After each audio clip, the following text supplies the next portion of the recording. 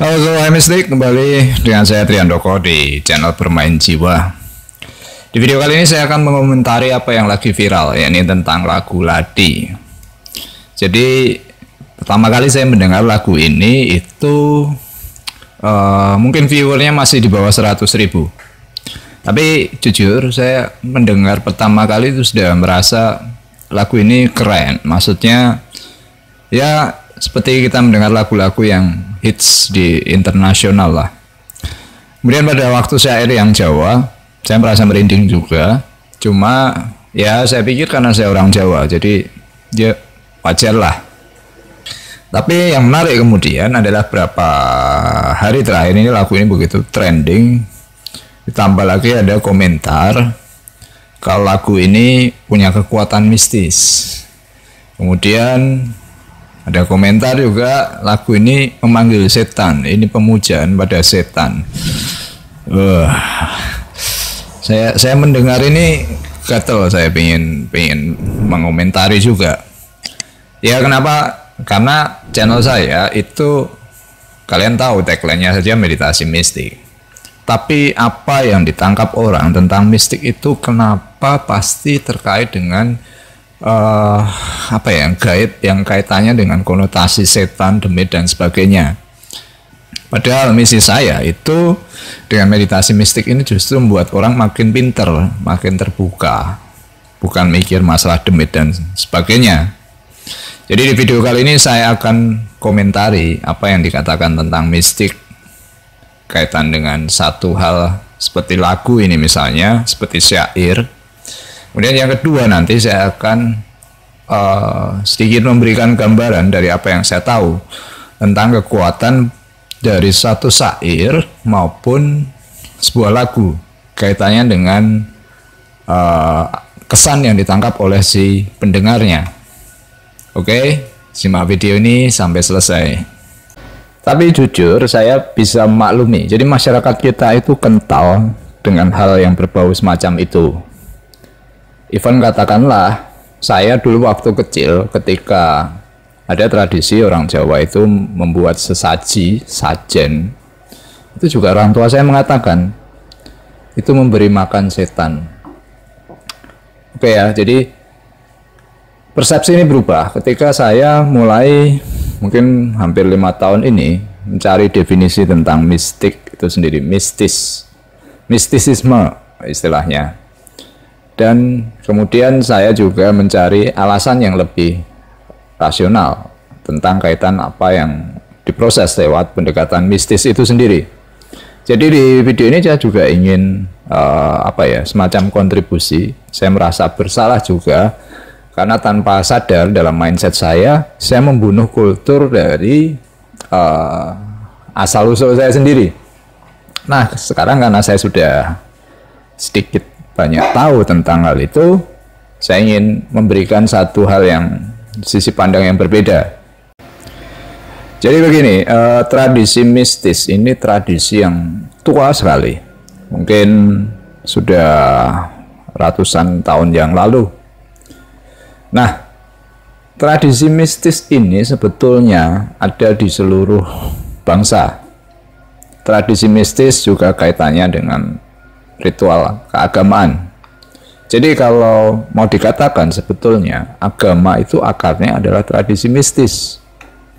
Ketika agama itu menjadi sebuah identitas, menjadi sebuah institusi yang terlibat di sana, maka mistisnya menjadi hilang. Jadi ini yang saya katakan, akar semua agama itu pasti ada unsur mistisnya. Jadi saya katakan mistis itu adalah satu pendekatan langsung, pendekatan cara tanpa cara, secara transenden. Dan di situ manusia berusaha memahami apa yang dia tidak bisa persepsikan lewat panca inderanya. Jadi manusia punya keyakinan akan satu kekuatan di luar dirinya. Ini prinsip dasar mistisnya. Nah, kemudian ada yang berbeda dari proses peradaban ini berjalan. Dalam proses peradaban yang terakhir ini, peradaban barat begitu mendominasi, Kalau kita bicara orang melakukan doa, itu pasti dalam postur tertentu, dalam waktu tertentu, dengan sikap tertentu, dan atribut tertentu. Tapi dalam peradaban yang dulu, peradaban mistis, itu adalah manusia itu memasukkan semua unsur kegiatannya, lakunya dalam hidupnya itu sebagai proses mistis, sebagai satu bentuk ekspresi dari kesadaran dia akan satu kekuatan di balik segala yang ada ini. Jadi proses seperti memberikan saji itu adalah bentuk ekspresi. Sebetulnya tidak berbeda dengan doa. Hanya doanya diwujudkan dalam manifestasinya dalam bentuk saji. Jadi ini tidak ada kaitannya dengan setan dan sebagainya. Nah, apa yang kemudian berubah itu adalah persepsi orang tentang ritual ini. Jadi, yang sekarang terjadi ketika bicara tentang mistis itu pasti mengarah dengan kekuatan gaib yang berhubungan dengan setan, demit, atau segala sesuatu yang menakutkan. Padahal, dulu itu tradisi mistis ini meletakkan proses ini sebagai sesuatu hal yang sakral. Beda ya, sakral dengan sesuatu kaitannya dengan apa yang orang kaitkan dengan setan dan demit. Ini satu hal yang sakral dalam hubungan manusia dengan kekuatan di luar dirinya. Jadi ini perbedaan mendasarnya. Nah, karena tradisi yang dulu itu semua aktivitas hidup itu adalah suatu bentuk ekspresi akan kedekatan dengan sumber atau dengan kekuatan di luar dirinya, maka itu hampir semua aktivitas itu adalah doa itu sendiri, ritual itu sendiri. Maka kalian banyak jumpai dalam tradisi ritual suku-suku yang masih terjaga, itu adalah katakanlah seperti suku Dayak, ketika dia mau melakukan apa perang misalnya, dia ada tariannya, ada lagunya yang dinyanyikan. Tradisi agama misalnya seperti yang sekarang ada doa, istilahnya prayer ya bahasa Inggrisnya. Ada yang mengatakan chanting, mantra. Jadi ini hanya istilah saja, tapi sebetulnya akarnya dulu semua ritual itu kalian bisa temui, pasti ada unsur doa yang diwujudkan dalam aktivitas, entah itu dalam lagu, ya kan, entah itu dalam satu ritual tari. Nah, ini juga yang saya bisa pahami sekarang, kalau apa yang ada dalam budaya kita itu masih melakukan ritual-ritual semacam itu. Hanya persepsi orang sekarang membaca itu adalah satu, pasti berhubungan dengan makhluk gaib yang tidak mereka kaitkan dengan Tuhan, ketuhanan.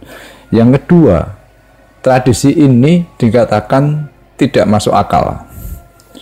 Dan apa yang saya temukan setelah saya belajar mistis, ini terbalik. Jadi bukan ini ketinggalan, bukan ini kuno, tapi ini yang belum bisa kita mengerti dan baru akan kita mengerti setelah knowledge atau pengetahuan kita makin maju. Aneh ya, tapi itulah, sains sekarang sudah menemukan beberapa ritual yang dulu tidak masuk akal, ternyata sekarang ada dasar ilmiah yang mendukung ke sana. Oke, saya lanjut, tapi sebelumnya saya mau cerita ini proses perjalanan hidup. Jadi dulu saya pernah berguru bela diri, pencaksilat, guru saya kejawen. Dan sekarang saya baru sadari, guru saya ini out of the box. Jadi tahun 90-an guru saya itu sudah menjelaskan filosofi Jawa ini dikawinkan dengan fisika kuantum. Padahal waktu era itu lagi viral bagian-bagiannya tentang olah bela diri seni pernafasan. Jadi satu malam itu karena saya tidur di sana, guru saya itu mengajarkan memaksa sebenarnya untuk belajar nembang. Jadi kalau di Jawa, tembang itu kan adalah bait lagu, syair di sana. Itu punya kekuatan. Kenapa? Karena bait-bait itu disusun ada satu proses perenungan mendalam, proses kontemplatifnya dari perjalanan manusia sebelum lahir sampai kemudian manusia itu mati. Jadi itu punya tujuan. Nah, guru saya memaksa supaya kita kenal dengan apa yang kita miliki dari leluhur kita. Nah, saya sih orang muda waktu itu ya skeptis aja sih, kan kalau kita bicara semacam itu orang-orang seperti yang masih muda itu tidak tertarik. Nah, guru saya mengatakan bahwa tembang ini itu dulu juga digunakan untuk melawan penjajahan. Jadi ini yang dikatakan kita melakukan perlawanan dari sisi energi lewat tembang supaya kita tidak dicurigai, tapi itu ada suatu bentuk serangan psikologis. Nah, tembangnya itu kalau jenisnya kan yang dikatakan tembang megatroh, itu megat roh megat. Nah, saya memutuskan roh. Kemudian pocong itu kan pocong, kematian. Jadi itu digunakan. Guru saya itu seorang spiritualis, jadi dia mengajarkan baik buruk itu bersamaan. Dia mengatakan ini contoh buruk, bukan berarti kamu harus melakukan, tapi kamu tahu bahwa doa yang dikidungkan itu kekuatannya tergantung keputusan orang yang memakainya. Jadi waktu nembang ini juga dibarengi dengan ritual puasa dan yang lain-lain. Tapi itu dulu yang pernah diajarkan ke saya. Nah, sekarang saya ingin membagikan apa yang saya peroleh.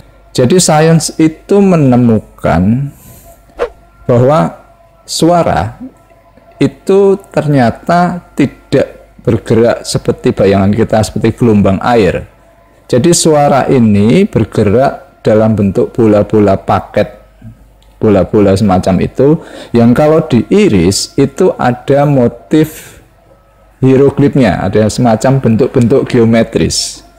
Akhirnya ini yang kemudian memunculkan satu teknologi untuk memvisualisasikan suara, itu yang dinamakan seismoscope. Nah, ini sains menemukan itu, dan yang aneh adalah bentuk-bentuk geometris ini adalah bisa ditemukan di setiap aspek kehidupan. Makanya sains mengatakan bahwa suara itu aspek fundamental dari kehidupan. Dalam ajaran agama saya agamanya Kristen Katolik, itu kan di kitab suci juga dikatakan pada awalnya berawal dari sabda. Sabda itu adalah suara. Jadi ketika riset ini dilakukan, ini mengambil penelitian dari navigasi lumba-lumba, sonar. Bagaimana lumba-lumba itu bernavigasi mengenali lingkungannya. Teknologi ini juga yang diaplikasikan dalam kapal selam. Seismoscope tadi membuat kita bisa memahami suara itu. Ternyata ketika kita ngomong ini seperti paket bola-bola yang tadi geometris yang meluncur dengan kecepatan itu 700 mil per jam. Kamu bayangkan bisa cepat sekali. Apa yang terjadi juga ketika di luar angkasa, ada profesor siapa saya lupa, itu juga menemukan bentuk-bentuk geometris dari debu sebuah komet. Jadi ini yang kemudian membuka wawasan ilmuwan bahwa aspek kehidupan itu tidak hanya di bumi, tapi di luar angkasa pun ditemukan motif-motif geometris ini. Jadi motif yang sama ditemukan dalam fosil yang umurnya sudah 500 sekian juta tahun. Polanya sama. Ini yang menarik.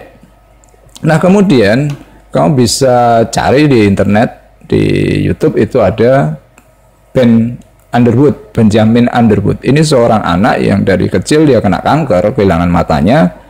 Kemudian dia menggunakan teknik yang digunakan oleh lumba-lumba bernavigasi. Jadi dia bisa walaupun tidak melihat, tapi bisa berjalan seperti orang normal. Dia bisa bermain basket, bisa bersepeda, dan aktivitas lainnya normal. Itu hanya menirukan apa yang dilakukan oleh lumba-lumba. Oke. Nah, ada lagi profesor dari Jepang, Tadashi Takeda kalau tidak salah. Profesor ini ahli dalam topologi dan geometri. Yang menarik adalah ketika dia menemukan pola-pola geometri ini membantu kita memahami tentang gempa. Jadi apa yang mengejutkan di sana, pola geometri ini tadi kaitan dengan pergerakan suara. Kalau selama ini kita mengetahui gempa itu episentrumnya ada di bawah tanah sekian kilometer misalnya. Ternyata menurut riset dari Profesor Tadashi ini bahkan episentrumnya tidak lagi di tanah tapi di atas tanah. Dan ini yang menurut dia katakan membantu manusia untuk memetakan di mana gempa itu bisa terjadi. Jadi mungkin ke depan kita makin memahami bagaimana mekanisme gempa itu terjadi dan kita bisa mempersiapkan ke sana. Oke, jadi ini beberapa temuan yang membuat kita sebetulnya punya kemampuan makin mengerti tentang misteri yang ada di semesta ini. Ada juga seniman yang mencoba membuat visualisasi dari suara supaya ini bisa dimengerti oleh orang kebanyakan bahwa suara itu punya motif-motif geometris yang indah, yang sebetulnya itu menjadi aspek dari setiap unsur kehidupan di semesta ini. Jadi ini yang bisa saya bagikan. Saya hanya ingin mengklarifikasi tentang konteks dari kata mistis, kemudian persepsi yang muncul terkait dengan apapun juga yang dikatakan sebagai kekuatan mistis. Jadi kalau kalian belajar meditasi mistik itu kalian bagaimana mengolah ketakutan. Ini semua tentang mindset. Jadi mindset itu adalah bagaimana konsep diri kalian ketika kalian menerima informasi yang terkait nanti dengan efek yang akan kalian dapatkan. Nah, ketakutan itu hanya bisa kalian netralisir dengan mindset. Kalau kalian memandang suatu fenomena mistis itu dari ketakutan, kalian tidak akan dapat apapun. Tapi kalau mindset kalian itu penasaran, curious, kenapa sih bisa seperti ini? Kalian akan dapat sesuatu. Nah, ini yang saya katakan, ketika kalian paham mekanisme di balik semua fenomena yang terjadi, yang dikatakan mistis itu tadi, kalian dapat pengetahuan, dapat knowledge. Kalau kalian punya knowledge, semakin banyak yang bisa kalian manfaatkan di sana. Oke, jadi sampai di sini dulu video ini. Kalau kalian suka, silahkan berikan like. Kalian bisa share. Kita akan ketemu di video selanjutnya. Selamat bermeditasi, selamat bermain jiwa.